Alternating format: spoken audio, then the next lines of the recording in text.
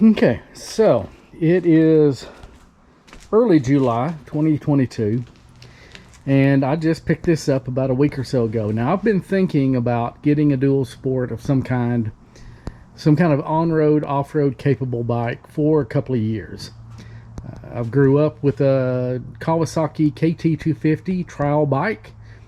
Great first bike. It was small. I mean, it's a 250, but it didn't run like a motocross 250. No power band, no extreme power. Probably the physical size of a 100. It was two-stroke, but you didn't have to mix the gas. It had an auto injector. Rode the crap out of that thing. Out in the country roads, stuff like that. It was probably 2/3 the height of this one. Then I got a Yamaha Sika 550, which is before crotch rockets or crotch rockets. This was a hot little bike. It would pull it'd pull the front wheel up without trying. And I'm no great rider of any kind, so it was actually rather difficult with the short wheelbase and the power that it had to keep the front wheel down. But it was a fun bike. I got rid of it basically because it was too fast.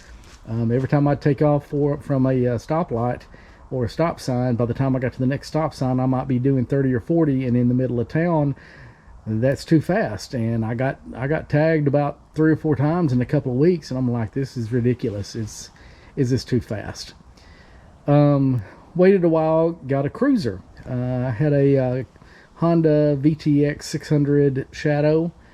Had that for several years. Put a decent amount of miles on it. I mean, I'm not an everyday rider, so I've been riding for about 40 years, but not thousands and thousands and thousands of miles, anything like that. But so I was living over close to Memphis and needed to move closer to my parents, and I knew that there was going to come a time when I needed to take over the farmland and start keeping an eye on it. And I thought this might be kind of cool. And I'm not a prepper, but I do keep some of those things in mind. And so I was kind of thinking, if there was civil unrest or any issues and I needed to get from Marion to my parents' house with the bike that I had, I'm stuck to going on the main roads. So that's when I kind of started looking at maybe getting an on-road, off-road, something like that. Well, for whatever reason, the time was right, things worked out, and I was able to seriously start looking. Now, I'm looking, number one, miles per gallon. I wanted really good miles per gallon. I've got access to a Prius, which is great. I mean, 50 miles a gallon, combined, mixed driving, stuff like that. Especially if you got more than one person going on a long trip, have to worry about weather, hauling some stuff. It's great. But I'm not going to take the Prius to drive field roads around farmland. I'm not going to take the Prius. There's some other situations. I've got the land that I ended up buying right now is down a gravel road, and there's no pavement on it, so the Prius can get to part of it, but not much of it. You need a pickup truck or something off-road capable. So the Honda's got a little 125 trail, and it gets well over 100 miles per gallon, which would be awesome, except that, I mean, it's basically a glorified moped. So, commuting in the middle of town, if you if mileage was the only thing I had to worry about, it would do it. I mean, I don't know if it'll even go 55 miles an hour or not. But so if you're doing purely off-road, gravel roads, county roads, things, that going 30 to 40 miles an hour would be fine and would be comfortable, I seriously might have looked at it. I seriously was looking at it. But I did need something that can go at least highway speed, not necessarily interstate speed. So around the 250, 300 cc mark seemed to be the sweet point. Honda has had a CRF and a CRF Rally 250 for a while, and they just bumped it up to 300. So the contenders against that, or competitors with it, were the Kawasaki KX, I believe. I really like the Kawasaki. It would have been nice to go back to a Kawi. Yamaha, Suzuki, they've all got stuff in that space. The main thing was, and there's an L version of the CRF 300L, and then previously a 250L. The main difference between the L and the Rally is the Rally, number one, bigger tank. So you go from a little under 2 gallons, I think, to over 3 gallons. So the 300cc bikes, from whatever maker, so the 250, 300, you're looking at possibly 60, 70, riding conservatively, possibly up to 80 miles per gallon. That's not bad for something that'll still go highway speed. But with that small gas tank, which all of them had, including the Honda L version, you're looking at 100, 120 miles max before you need to put more fuel in. Which, for what I'm wanting to do, primary purpose of going over and checking fields and stuff, at first I thought it was going to be about 100, 130 miles round trip if I went to every single field, rode around every single field. I might be able to make it there and back without needing more fuel if I didn't do anything that would reduce my miles per gallon, or I'm going to have to carry a tank with me. There's only about one gas station between here and there that would be directly in my path, and it's on the way back. It'd be giving me some stress if I didn't carry fuel with me. With this one, with the Rally version and the tank that's a little over 3 gallons, we're bumping 200 miles or more per tank. I could possibly make my rounds twice on one tank without having to carry any fuel whatsoever. So that was probably the biggest deciding factor.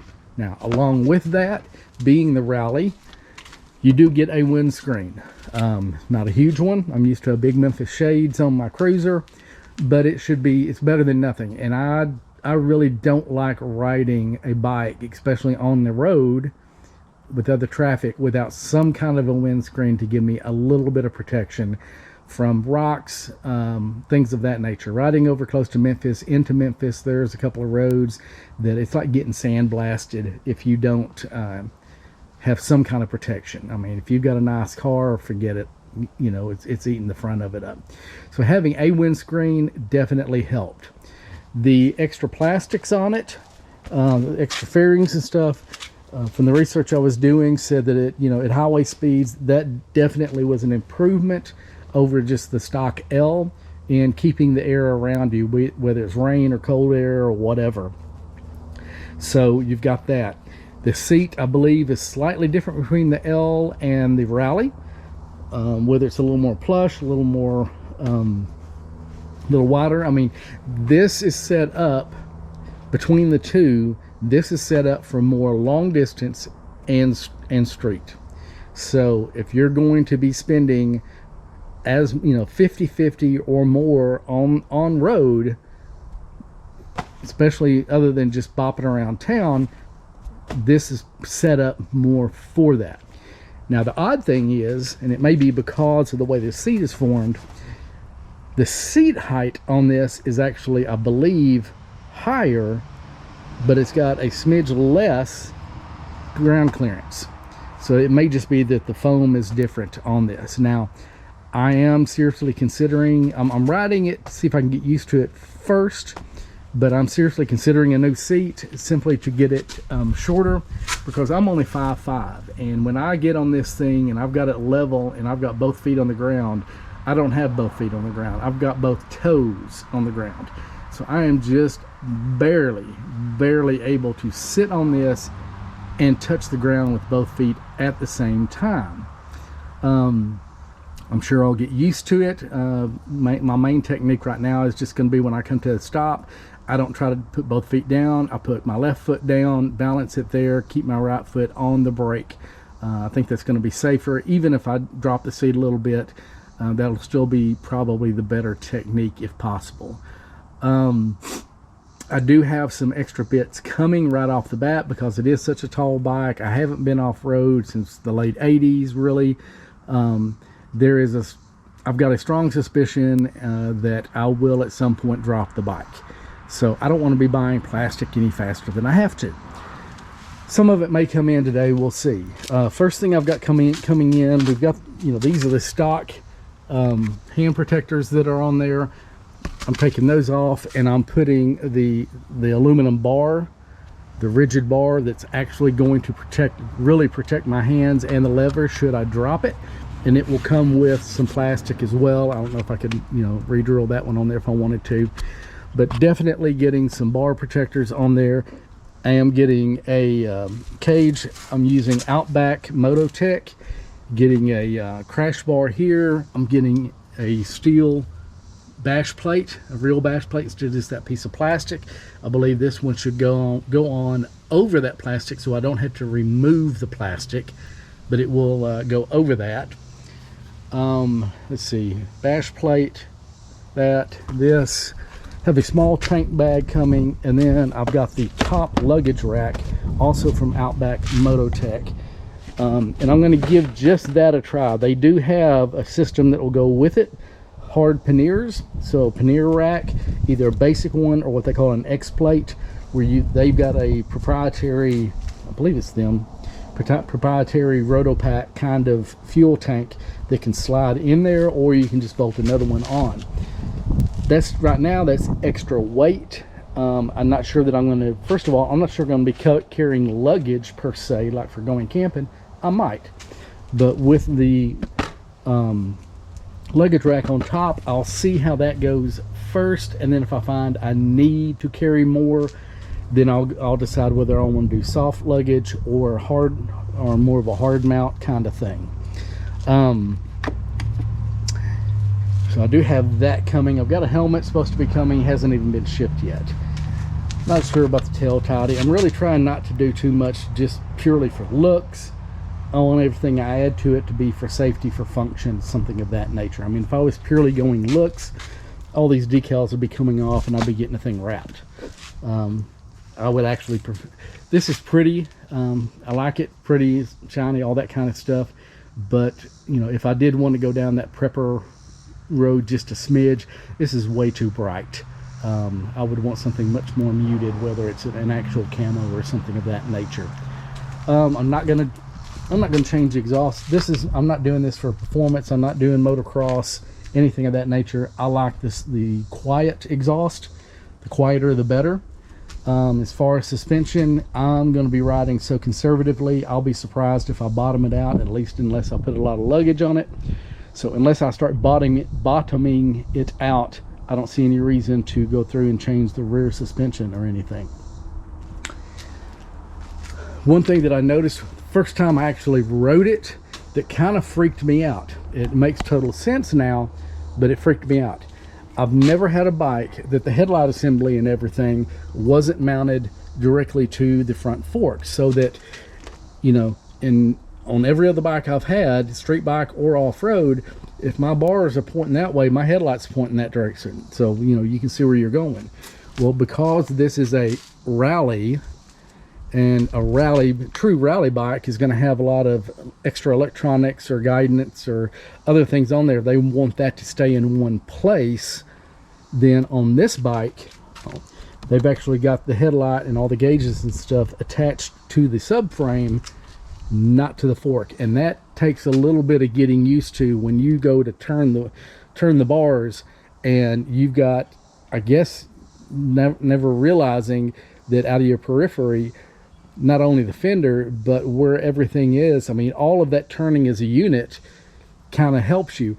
Well, when I turned the bar and everything stayed in place, I almost wanted to go back the other way or do something. It was going to take some getting used to. Won't be a huge deal. Take some getting used to. A little bit of research. One thing I did find, this particular panel, and it seems I was getting some conflicting information.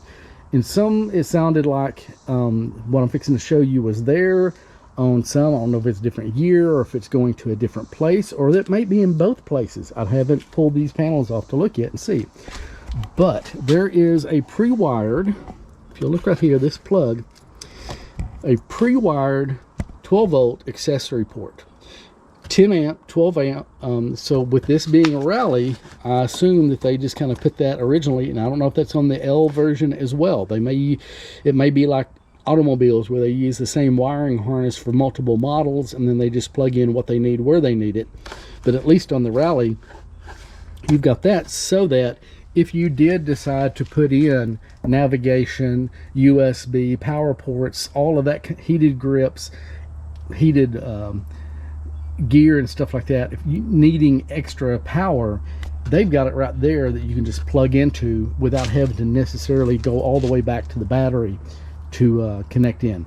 There's a couple different fuse blocks. I haven't yet really found a diagram that says exactly what fuse goes to what. I haven't pulled the seat off yet.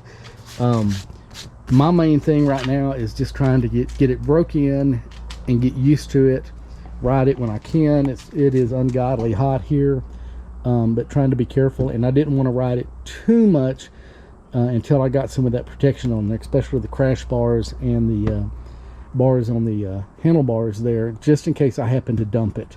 One of the roads I went down the other day, I did go down a gravel road to my other property, and there is some decent sand and some pretty loose gravel, up to 2-inch rocks in it, so it's pretty loose.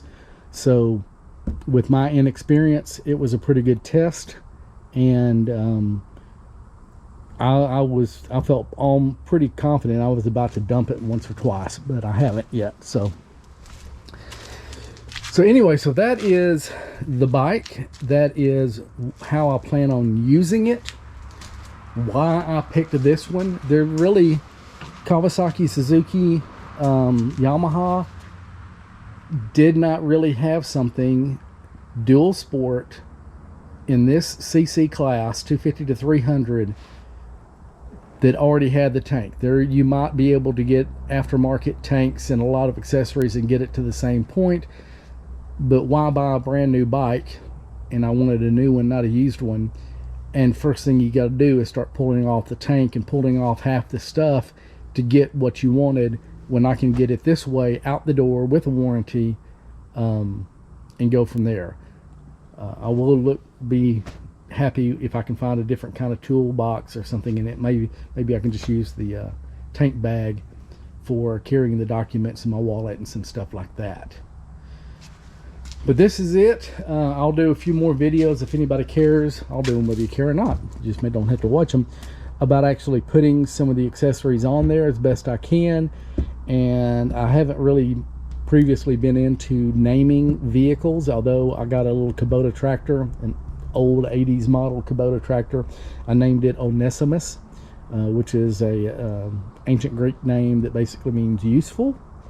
It's actually a saint within the Eastern Orthodox Church, possibly within the Roman Catholic as well, but within the Eastern Orthodox, Onesimus is recognized as a saint, and that was actually the name that I picked and or was given when I converted at one point.